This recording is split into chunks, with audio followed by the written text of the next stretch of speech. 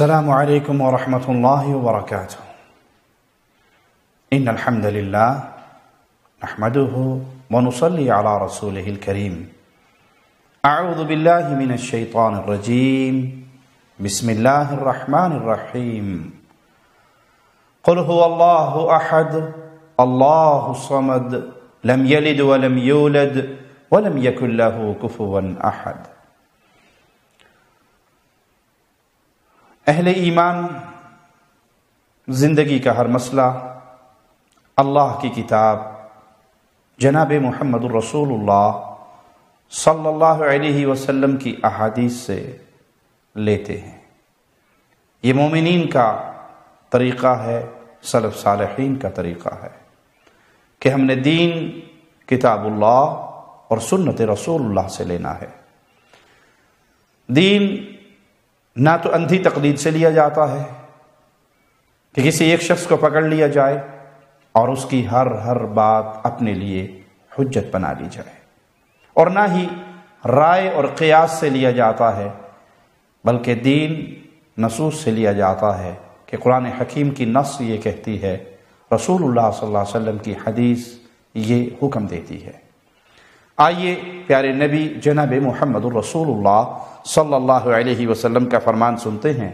مسند احمد میں ابن عباس رضی اللہ عنہما سے روایت ہے کہ رسول اللہ صلی اللہ علیہ وسلم نے فرمایا: اخذ اللہ المیثاق من ظہر آدم بنعمان یعنی عرفہ فاخرج من صلبہ کل ذریۃ ذرعہا.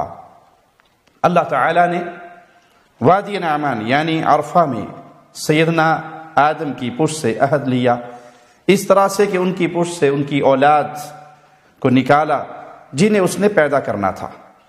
پھر ان کے سامنے انہیں سرخ چیونٹیوں کی طرح پھیلایا اور پھر ان سے آمنے سامنے بات کی. عالم ارواح میں ہونے والی یہ بات چیت کلام الہی کے آوازے کی روشنی میں سنیے. الست بربکم، اللہ خالق و مالک نے سوال کیا، کیا میں تمہارا رب نہیں ہوں؟ قالوا بلا شہدنا، ان روحوں نے کہا کیوں نہیں، ہم گواہی دیتے ہیں اے اللہ تو ہمارا رب ہے. اللہ نے ان سے سوال کیا تم مانتے ہو میں تمہارا رب ہوں؟ تو پوری ذریت آدم نے جواب میں کہا ہاں اللہ ہم مانتے ہیں، ہم گواہی دیتے ہیں، اقرار کرتے ہیں تو ہمارا رب ہے. یہ سوال و جواب کیوں ہوئے؟ ان تقولوا یوم القیامت انا کنا عن ھذا غافلین، یہ اس لیے ہم نے کیا کہ کہیں قیامت کے روز تم یہ نہ کہہ دو کہ ہم تو اس بات سے بے خبر تھے، ہمیں علم نہیں تھا، ہمیں خبر نہیں تھی، ہم بے خبر تھے. او تقولوا انما اشرک آباؤنا من قبل، یا تم یہ بہانہ لگاؤ کہ شرک تو ہمارے آباء و اجداد نے ہم سے پہلے کیا. وَكُنَّا ذُرِّيَّةً مِّن بَعْدِهِمْ، اور ہم تو ان کے بعد آنے والی ان کی اولاد تھی. أَفَتُهْلِكُنَا بِمَا فَعَلَ الْمُبْطِلُونَ، پھر کیا تو ہمیں اس قصور میں ہلاک کرتا ہے جو گمراہ لوگوں نے کیا. اللہ خالق و مالک نے اولاد آدم سے عہد و پیمان لیا ارواح عالم میں، عالم ارواح میں، کیا میں تمہارا رب نہیں ہوں؟ سب نے گواہی دی اے اللہ تو ہمارا رب ہے. مالک نے فرمایا یہ کیوں ہم تم سے سوال و جواب کر رہے ہیں؟ قیامت کے دن تم یہ دو بہانے پیش نہ کر سکو. پہلا بہانہ انا کنا عن ھذا غافلین، ہم بے خبر تھے، علم نہیں تھا، اس دین کا علم نہیں تھا، اس فطرت کا علم نہیں تھا، اس عقیدہ توحید کا علم نہیں تھا. یا یہ بہانہ کہ شرک ہمارے آباء و اجداد نے کیا، ہم تو ان کی اولاد تھے، ان کی ذریت تھے، ہم ان کے نقش قدم پہ چلتے ہوئے آئے، اصل میں قصور ہمارا نہیں، ہمارے آباء و اجداد کا ہے جنہوں نے شرک کیا، ہم تو ان کی اندھی تقلید میں کرتے ہوئے آئے. یہ دو بہانے قیامت کے دن اللہ خالق و مالک نہیں سنے گا. اور آج اکثریت انسانوں کی گمراہ ہو رہی ہے، یہی دو بہانے ان کے سامنے ہیں. اکثریت کے پاس علم نہیں، وقت نہیں، ٹائم نہیں، سوچ نہیں، فکر نہیں، علم کا حصول ان کے نزدیک کوئی اہمیت نہیں رکھتا. دین کی بنیادی باتوں کو جانتے نہیں، اللہ خالق و مالک کا تعارف نہیں، عقیدہ توحید کی سمجھ نہیں۔ انہیں صبح اٹھنا ہے، ڈیوٹی پہ جانا ہے، سارا دن ڈیوٹی کرنی ہے، رات کو آ کے سو جانا ہے، کھانا پینا، بچے پیدا کرنا، سو جانا۔ وہ کام جو گدھا کرتا ہے وہی انسان کر رہا ہے، اور اس کو اللہ کی شریعت اور اللہ کے دین کا علم نہیں ہے، اور اس چیز سے وہ غافل ہو چکے ہیں۔ یا آباء و اجداد کی ایسی اندھی تقلید ہے، جو بڑوں نے کہہ دیا، جو بزرگوں نے فرما دیا، جو خاندان کا نظام چل رہا ہے، جو آباء و اجداد کرتے آ رہے ہیں، ہم نے تو وہی کرنا ہے۔ ہمارا قصور کیا ہے؟ ہمارا قصور یہ ہے کہ ہمیں اللہ نے اس دھرتی پر جنت کمانے کے لیے بھیجا۔ دنیا کی چیزیں ضروریات حیات تو ہیں، مقصد حیات نہیں ہے۔ سمجھانے کے لیے ایک مثال دے دیتا ہوں۔ ہر گھر میں ٹوائلٹ بنائی جاتی ہے، باتھ روم ہوتا ہے، کس لیے؟ ضرورت ہے انسان کی۔ کوئی جا کے اس باتھ روم میں بیٹھ جائے، باہر نہ نکلے تو باہر انتظار میں کھڑا ہوا ازراہ مذاق کہا کرتا ہے، کہاں دل لگا کے بیٹھ گئے ہو؟ یہ دل لگانے کی جگہ نہیں میاں، اپنی ضرورت پوری کرو اور واپس باہر آ جاؤ، کسی اور نے بھی اپنی حاجت پوری کرنی ہے۔ تو یہ دنیا ضرورت کے طور پہ تو ہم محتاج ہیں، کھانے پینے کے، لباس کے، اتنی محنت ضروری ہے جس سے ہماری ضرورت پوری ہو جائے۔ مقصد حیات یہ نہیں ہے، مقصد حیات یہ ہے ہم نے واپس اللہ کی جنت میں پہنچنا ہے 60 70 80 سال کے بعد، پھر آخرت کا جہاں برپا ہونا ہے، جہاں زندگی بھر کا حساب و کتاب ہونا ہے۔ ہمارا دین ہمیں کیا سکھاتا ہے کہ تم نے خود دین کو سیکھنا ہے، خود دین کا علم حاصل کرنا ہے۔ اندھی تقلید کرتے ہوئے کسی کے پیچھے چلے، وہ گمراہ ہوا، تم بھی گمراہ ہوئے، تو تمہارا یہ بہانہ قیامت کے دن نہیں چلے گا۔ بلکہ آئیے مالک کا فرمان سنیے، قُلْ هَذِهِ سَبِيلِي أَدْعُو إِلَى اللَّهِ عَلَى بَصِيرَةٍ، یہ میرا راستہ ہے کہ میں تمہیں اللہ کی طرف بلا رہا ہوں۔ اللہ تمہارا الہ برحق ہے، اللہ عبادت کے لائق ہے، اس کے علاوہ کوئی اور معبود برحق نہیں ہے۔ سجدے، رکوع، طواف، نظر، نیاز، خوف، امید، توکل، بھروسے، یہ ساری عبادتیں ایک اللہ کے لیے کی جائیں گی۔ یہ راستہ کیا ہے؟ علی بصیرہ، یہ بصیرت کا راستہ ہے، یہ علم کا راستہ ہے، یہ یقین کا راستہ ہے۔ اللہ کے نبی صلی اللہ علیہ وسلم اس کا اعلان کر رہے کہ میں اور میرے پیچھے چلنے والے وہ سب اللہ کی طرف، اللہ کی توحید کی طرف بلا رہے ہیں۔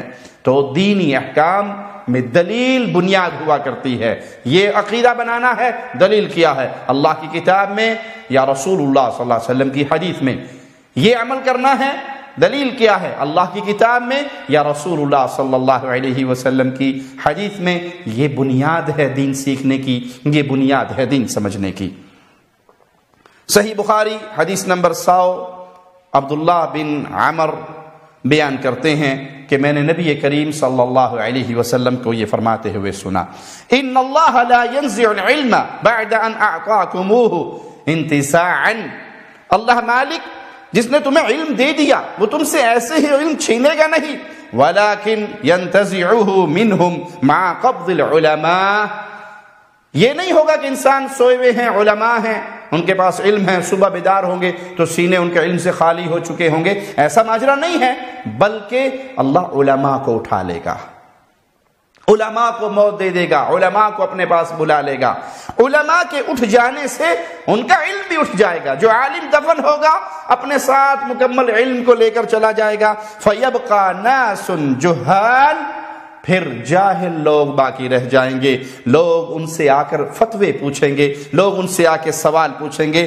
فَيُفْتُونَ بِرَأْيِهِمْ، تو وہ فتویٰ دیں گے، کتاب اللہ سے نہیں، سنت رسول اللہ سے نہیں، بلکہ اپنی رائے سے خود بھی گمراہ ہو جائیں گے اور اس کے فتوے پہ عمل کرنے والے لوگ بھی گمراہ ہو جائیں گے۔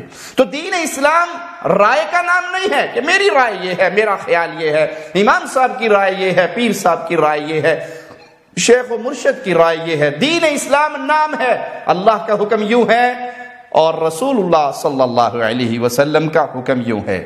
اگر کوئی آپ کو توحید کی طرف بلا رہا ہے وہ علم کی بنیاد پر بلائے گا، اور جو شرک کی طرف بلا رہا ہے وہ آپ کو جہالت، اندھی تقلید کی بنیاد پر بلائے گا۔ بزرگوں نے یوں کہا ہے، حضرت جی نے یوں کہا ہے، شاہ جی نے یوں کہا ہے، پیر جی نے یوں کہا ہے، ان کے پاس نہ قرآن حکیم کی آیت ہوگی نہ ہی رسول اللہ صلی اللہ علیہ وسلم کی بیان کردہ احادیث ہوگی۔ پیارے نبی صلی اللہ علیہ وسلم کا فرمان سنیے، تفترق امتی علی 70 فرقہ، میری امت تقسیم ہوگی 70 سے کچھ زائد فرقوں میں، اعظمها فتنة علی امتی، میری امت 70 سے زیادہ فرقوں میں تقسیم ہوگی، لیکن میری امت پر فتنے اور آزمائش کے لحاظ سے سب سے خطرناک کیا چیز ہوگی؟ قوم یقیسون الامور برأیہم، ایسی قوم، ایسے لوگ جو امور اور معاملات کو اپنی رائے سے حل کریں گے، اپنے قیاس سے حل کریں گے، وہ کتاب اللہ اور سنت رسول اللہ سے حل نہیں کریں گے، نتیجے میں وہ حرام کو حلال کہیں گے اور حلال کو حرام کہیں گے۔ تو پیارے بھائی، جو یہ سمجھنا چاہے کہ میں دین کیسے لوں، دین کہاں سے لوں، یہ بھی مولوی صاحب ہیں، وہ بھی مولوی صاحب ہیں، یہ بھی شیخ صاحب ہیں، وہ بھی شیخ صاحب ہیں، یہ بھی پیر صاحب ہیں، وہ بھی پیر صاحب ہیں، یہ بھی داڑھی والے ہیں، وہ بھی داڑھی والے ہیں، یہ بھی کتاب و سنت کا نام لیتے ہیں، وہ بھی کتاب و سنت کا، جہاں سے آپ کو کتاب و سنت کی دلیل ملے وہ اہل حق ہیں اور وہ حق کی طرف بلا رہے ہیں، اور جہاں لوگوں کی قیاس اور رائے چلتی ہو، جہاں اپنی سوچ اور فکر اور بزرگوں کے فتوے اور بزرگوں کے اقوال ہوں، تو وہ حق والوں کا راستہ نہیں ہے، بلکہ یہ وہ لوگ ہیں جن کو اللہ کے نبی صلی اللہ علیہ وسلم نے فتنے اور آزمائش میں اپنی امت پر سب سے بھاری قرار دیا کہ یہ اپنی رائے سے مسئلے حل کریں گے، کتاب و سنت سے حل نہیں کریں گے۔ اللہ سے دعا ہے اللہ ہمیں دین اسلام کو کتاب و سنت اور فہم سلف کی روشنی میں سمجھنے، سمجھانے، ماننے اور آگے پہنچانے کی توفیق عطا فرمائے۔ اقول قولی ھذا واستغفر اللہ لی ولکم ولسائر المسلمین۔